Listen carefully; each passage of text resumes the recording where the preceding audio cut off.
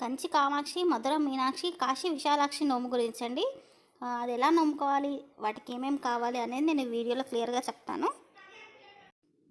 ఈ నోము కోసం అండి మనకి 3 ప్లేట్లు కావాలి. ఏవైనా తీసుకొని డిజైనర్ అయినా, స్టీల్ అయినా, లేకపోతే చిన్న జబ్బలు ఉన్నా సరే, జబ్బలైనా తీసుకొని మనకు 3 కావాలి ఏవైనా సరే.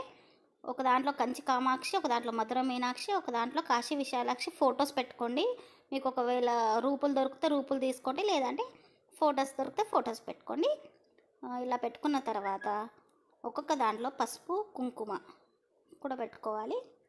3 చిన్న ప్యాకెట్లో ఇలా శనగలు కట్టి పెట్టుకోండి, లేదన్నా గిన్నెలో అయినా పెట్టుకోవచ్చు.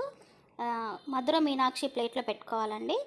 కాశీ విశాలాక్షి అమ్మవారు ఉన్న ప్లేట్లో వచ్చేసి 2 మాణిక్యాలు పెట్టుకోవాలండి.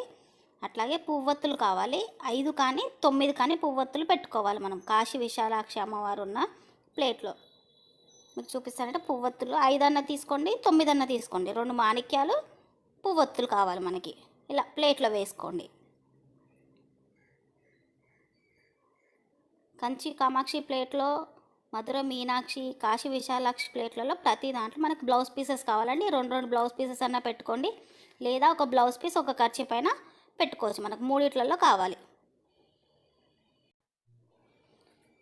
ఇలా 3 మనం పసుపు కుంకుమ, బ్లౌజ్ పీసెస్ ఇలా పెట్టుకోవాలి.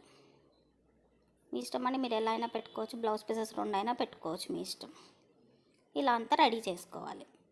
అట్లాగే ప్రతి దాంట్లో వచ్చేసండి మనం గౌరమ్మని పెట్టుకోవాలి. ఇలా గిన్నెలో అయినా శనగలు మీరు ప్యాకెట్లో అయినా సరే, గిన్నెలో అయినా సరే ఇలా పెట్టుకోండి, మీ ఇష్టం. ప్రతి దాంట్లో గౌరమ్మని పెట్టుకోవాలండి. అలాగే నోముకున్న తర్వాత అండి కంచి కామాక్షి ఉన్న ప్లేట్ వచ్చేసి మన దగ్గర పెట్టుకోవాలి. మధుర మీనాక్షి అమ్మవారు ఉన్న ప్లేట్ ఆడపడుచుకి ఇవ్వాలి.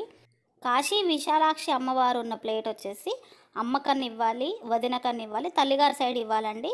ఈ ప్లేట్ను వచ్చేసి ఇలా కంచి కామాక్షి, మధుర మీనాక్షి, కాశీ విశాలాక్షి నోము